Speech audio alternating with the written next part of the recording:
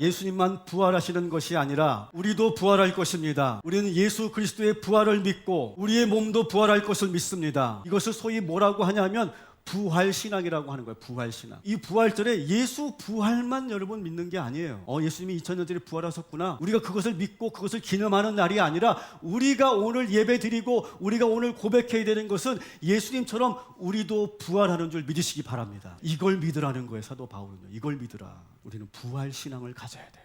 그리스도는요, 죽으면 모든 것이 끝난다고 보지 않습니다. 여러분, 사도신경에 이런 고백이 있죠. 몸이 다시 사는 것과 영원히 사는 것을 믿습니다. 이거 우리가 항상 고백하는 신앙 고백이죠. 사도신경에 나오는. 자, 그렇다면 여러분에게 질문해 볼게요. 다시 사는 건 알겠는데 믿는 사람들만 부활하는 걸까요? 믿지 않는 사람들도 부활하는 걸까요? 자, 말씀을 봅시다. 제가 하는 말이 아니니까 요한복음 5장 28절 29절 어떻대요? 모두가 부활하는 거예요. 모두가. 예수님을 믿는 사람이든 안 믿는 사람이든 선한 일을 한 사람이든 악한 일을 한 사람이든 모두가 부활한다는 거예요. 모두가 부활해서 어떻게 합니까? 하나님 앞에 동일한 심판을 받는다는 거예요. 선한 일을 한 사람은 생명을 얻게 될 것이고 생명의 부활, 악한 일을 한 사람은 어떻게 됩니까? 심판의 부활을 받는다.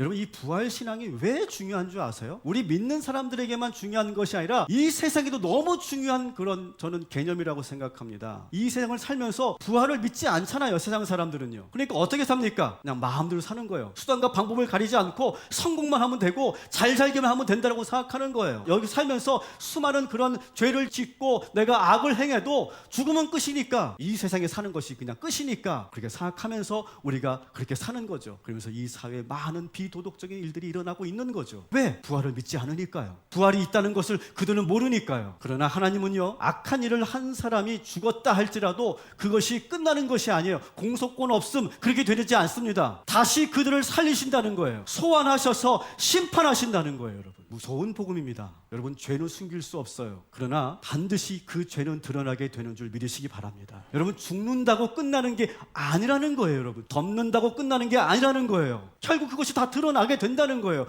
무덤에서 살리셔서 반드시 그 죄를 물으시고 심판하신다는 거예요. 이것이 바로 하나님의 정의라고 하는 거예요. 부활신앙은 바로 이 하나님의 정의를 이루는 일이라는 거예요.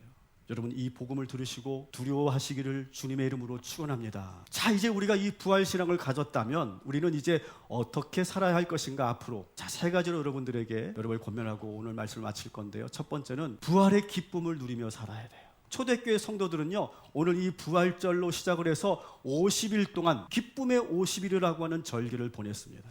50일 동안 여러분 기뻐하시기 바랍니다. 다시 말씀드립니다. 여러분 기뻐하시기 바랍니다. 그리고 그 기쁨을 나누시기 바랍니다. 나누는 기쁨을 누리시기 바랍니다. 기쁨을 나눕시다. 나누는 기쁨을 누립시다. 그렇게 살아가는 것을 우리 주님이 좋아하실 줄 믿습니다. 두 번째 우리가 해야 될 것은 뭐냐? 여러분, 교회라고 하는 것은 어떤 곳입니까? 부활을 믿는 사람들이 모여있는 공동체인데 그 공동체가 뭘 해야 되는 걸까요? 우리끼리 부활했다라고 하는 그것을 좋아하는 것으로 끝나는 것이 아니라 그 부활을 온 세상에 전하는 거예요. 온 세상에. 예배를 마치고 우리가 부활절 호수공원 걷기 대회를 하는 거예요. 호수공원에 모여서 우리 시민들에게 부활의 기쁨을 전해주시기 바랍니다. 부활의 계란도 나눠주시고 어린이에게 풍선도 나눠주시기 바랍니다. 반려견들에게 간식도 여러분 나눠주시기 바랍니다. 그러면서 여러분, 교회 나오란 말 하지 마세요. 예수님의 부활만 전하세요. 부활만 증거하시면 우리가 해야 될 일을 다 하는 거예요. 그러면서 이 좋은 날씨에 우리 세련들과 함께 기쁨의 교제를 나누시고 돌아오는 일, 그것을 우리 주님께서